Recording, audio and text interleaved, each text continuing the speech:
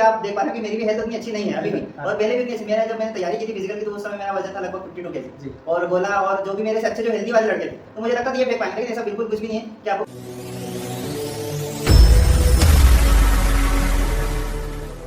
तो जय हिंद मेरे सभी प्यारे साथियों, आज हम आपको एक अच्छी शख्सियत से मिलाना चाहेंगे जो अभी इंदौर में पदस्थ है, जिनका नाम है चेतन मंडलोई। तो हम उनके लाइफ जर्नी के बारे में पूछेंगे। जो अभी जैसा कि आपको पता है एग्जाम खत्म हुआ है, फिजिकल चालू होने वाला है, तो उनसे फिजिकल का एक्सपीरियंस लेंगे, उनसे जानेंगे किस प्रकार उन्होंने तैयारी की, किस प्रकार फिजिकल में इवेंट होते हैं, क्या क्या इवेंट होते हैं। और इस बार सबसे खास मौका ये है कि सबसे महत्वपूर्ण चीज़ है कि फिजिकल के जो नंबर है, नंबर ऐड हो रहे हैं, तो उसके लिए किस प्रकार आपको रणनीति तैयार करना है, किस प्रकार आपको तैयारी करना है, उन तमाम सवालों से हम परिचित होंगे। हमारे भैया साथ में आए हैं सर। तो सर आप सबसे पहले ये बताइए आपका नाम क्या है सर? जय हिंद साथियों, मेरा नाम चेतन मंडलोई है और मैं अभी पुलिस बल में पदस्थ हूँ इंदौर में। और ठीक है जी सर। आपकी सर ज्वाइनिंग अभी 2022 दिसंबर या लेटेस्ट वैकेंसी में ही हुई ना? हाँ, मेरी ज्वाइनिंग अभी जो नई भर्ती आई थी 2020 की पुलिस में, तो उसमें मेरी जो ज्वाइनिंग हुई थी दिसंबर में हुई थी। जी जी सर। अभी जैसे कि एग्जाम बच्चों का एग्जाम हुआ है, तो जिनके अच्छे मार्क्स है उनको मन में है कि हमारा नाम आ सकता है, जिनके थोड़े से कम मार्क्स है उनके भी नाम आ सकता है, उनको मन में चलता है। तो फिजिकल की तैयारी के लिए क्या है, बच्चे एकदम नए नए कूदे हैं अभी, तो उन्हें अंदाजा नहीं फिजिकल की तैयारी कैसे की जाती है, कैसे की आपने सबसे पहले हम जानना चाहेंगे सर कि आपने किस प्रकार तैयारी की फिजिकल की, आप बताइए। जी जी, जैसे मेरा मतलब इसमें लिखित परीक्षा में हो गया था, उसके बाद मैंने जो इंदौर में जीएसएससी कॉलेज है वहाँ से मतलब जो न्यू अतुल्य की कोचिंग वाले जो सर थे, अच्छा न्यू अतुल्य गोपाल सर, हमारे प्यारे गोपाल सर, तो उनके जो एक स्पोर्ट टीचर थे, मतलब जो तैयारी करवाते थे फिजिकल की, उन्होंने मतलब उनके साथ में गया, तो हमने लगभग 3 से 4 महीने वहाँ पर तैयारी करी। और जो इवेंट थे 800 मीटर है, फिर जो गोला फेंक है, लॉन्ग जंप है, इनकी अच्छे से तैयारी करी। अच्छा 3 इवेंट आते हैं सर फिजिकल जैसे कि जानते हैं। हाँ, तो सर आपके मार्क्स कितने आते हैं जो पिछले अपन परीक्षा के आधार पर अपन अभी की तुलना करेंगे, तो आपको कितने मार्क्स से आपको फिजिकल के लिए बुलाया गया था? क्योंकि हमारे जो व्यूअर्स है, हमारे बच्चे हैं, सबसे पहले ये देखना चाहते हैं कि हमारे इतने मार्क्स है तो हमारा नाम आएगा नहीं आएगा, तो आपके मार्क्स बता दीजिए सर कैसा। जैसे मैंने लिखित परीक्षा में थी उसमें मुझे 71 मार्क्स आए थे, और अगर अभी मैं बताऊं तो अभी आपको पता है कि 100 नंबर की मतलब फिजिकल की एग्जाम भी होनी है, तो मेरे हिसाब से कैटेगराइज अलग अलग जाएगा। लेकिन अगर हम एसटी कैटेगरी में आता हूं तो एसटी कैटेगरी की बात करें तो लगभग आपका 60 के आसपास या 55 या 60 के बीच समथिंग लगता है सर, क्योंकि इस बार आपको बुलाएंगे, क्योंकि इस बार ज्यादा। जी जी बहुत बढ़िया सर। तो सर जैसे कि 3 इवेंट होता है, सबसे पहले अपना होता है रनिंग, दूसरा होता है लॉन्ग जंप, और तीसरा होता है गोला फेंक। तो सर रनिंग कितनी मांगी गई है फिजिकल एग्जाम? अभी तो जो हमारे समय में था तो उसके लिए समय था 2 मिनट 45 सेकंड था, लेकिन अगर वर्तमान में देखें तो इसके लिए तो अलग अलग नंबर निर्धारित किए हैं। नहीं सर, बच्चा जानना चाहेंगे मतलब 2 मिनट 45 सेकंड कितनी रनिंग मांगी उन्होंने, कितना मतलब? हाँ, 800 मीटर आपको दौड़ना पड़ता है 2 मिनट 45 सेकंड में, और इससे ना तो कम और ज्यादा समय आपको फिक्स मिलेगा, मतलब आप उससे पहले आओगे तो और भी आपके लिए फायदेमंद है। अच्छा, तो सर आप सबसे पहले सवाल रनिंग से जुड़े हुए पूछते हैं कि रनिंग की बच्चों को सबसे पहले आपने कैसे तैयारी की, किस ग्राउंड से तैयारी की, ताकि बच्चे भी हमारे वहाँ पे जाके फायदा ले सके उस ग्राउंड का, और उन्हें क्या करना चाहिए रनिंग के लिए आप बता भी दीजिए। सबसे पहले आपने कहाँ से तैयारी की सर रनिंग और कैसे? तो सबसे पहले मैंने आपको बताया था कि न्यू अतुल्य में सर की कोचिंग ज्वाइन करी थी वहाँ पर। उसके बाद हम लोग जीएसएससी ग्राउंड पे जाते थे, तो हमारे साथी भी बहुत सारे आते थे, तो हम लोगों का दिनचर्या ऐसा था, हम सुबह 5:30 बजे के आसपास ग्राउंड में पहुंच जाते थे।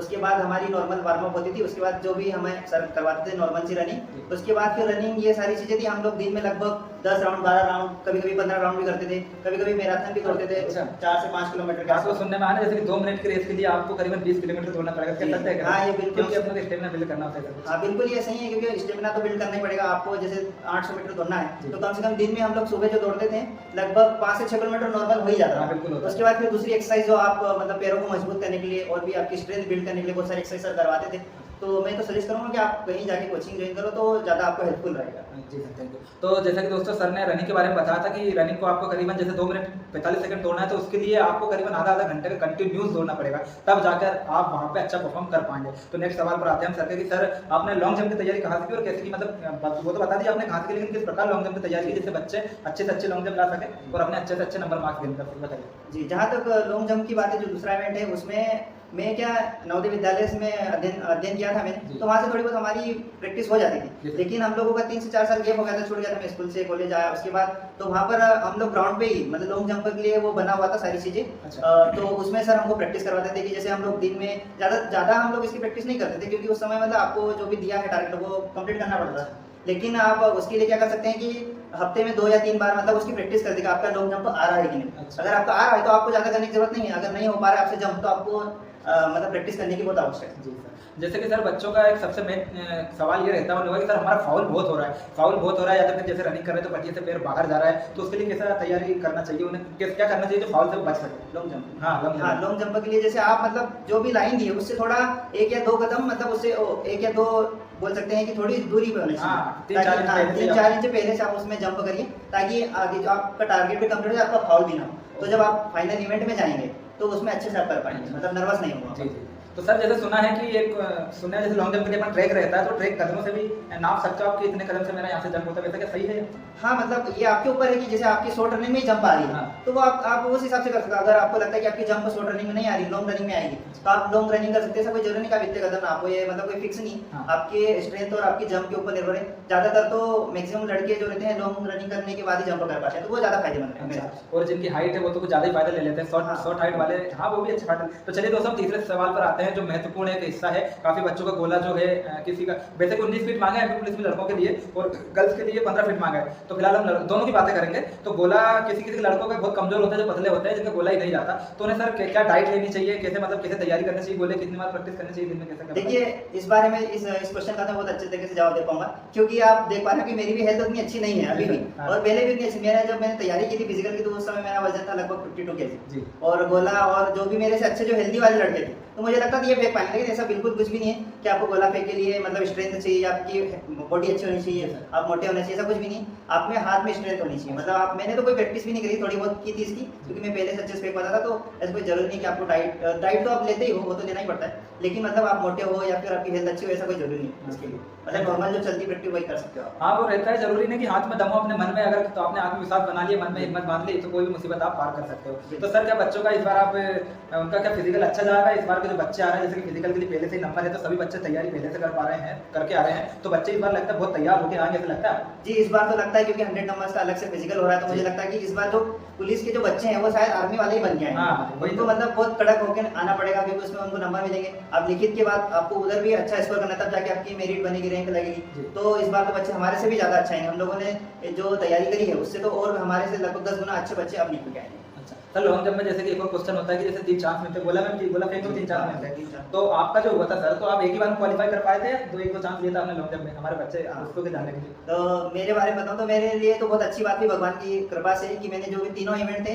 रनिंग तो आपको एक ही बार में कंप्लीट करना पड़ता है, उसके लिए तो कोई दूसरा चांस मिलता नहीं।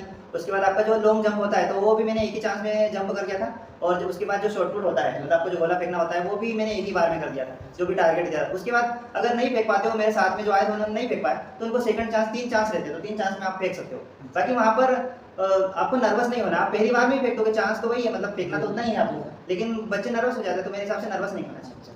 चलिए दोस्तों, तो ये थे हमारे साथ में चेतन सर, जो इंदौर में पदस्थ है। इन्होंने बहुत अच्छी जानकारी साझा की हमारे साथ में, और आगे भी हम इनके साथ में वीडियोस लाते रहेंगे, और अलग अलग प्रकार की जानकारी आपके सामने लाते जाएंगे, तो आप चैनल में बने रहिएगा। तो सर से हम जानना चाहेंगे, सर हमारे बच्चों के लिए कोई संदेश दे दीजिए अच्छा सा, जो उनको मोटिवेशन भर दे, और उम्मीद जो कमजोर होते हैं, उनका मेरी रनिंग नहीं आ पा रही, मेरी टाइमिंग नहीं आ पा रही, मेरा लॉन्ग जंप गोला फेंकने आ रहा है, तो उनके लिए अच्छा संदेश दीजिए, ताकि वो अच्छे तैयारी में लग जाए। देखिए सबसे अच्छा संदेश तो यही है कि मैं अपने बारे में बताऊं तो मैं अगर कर सकता हूं, क्योंकि मेरी उस समय मतलब हेल्थ बिल्कुल भी नहीं थी, मैं वजन भी मेरा 52 kg था, तो अगर मैं कर सकता हूं, मैं 800 मीटर रनिंग निकाल सकता हूं, गोला भी फेंक सकता हूं, और लॉन्ग जंप भी कर सकता हूं, आप बिल्कुल कर सकते हो। आप तो खाते रहिए, जो भी डाइट है उसको डाइट फॉलो कीजिए, और जो भी आपकी मतलब एवरीडे आप में जो इंप्रूवमेंट दिखता है, तो उस चीजों को मतलब करते रहिए। ऐसा नहीं कि आप नहीं कर पा रहे हो, जैसे कि आप पहले दिन जाओगे तो 800 मीटर नहीं कंप्लीट कर पाओगे, धीरे धीरे स्टेमिना बनेगा, और आप जो कर पा रहे हो तो वो अच्छे से और कर पाओगे। जी धन्यवाद सर हमारे साथ इंटरव्यू लेने के लिए। अभी और आइएगा सर, थैंक यू।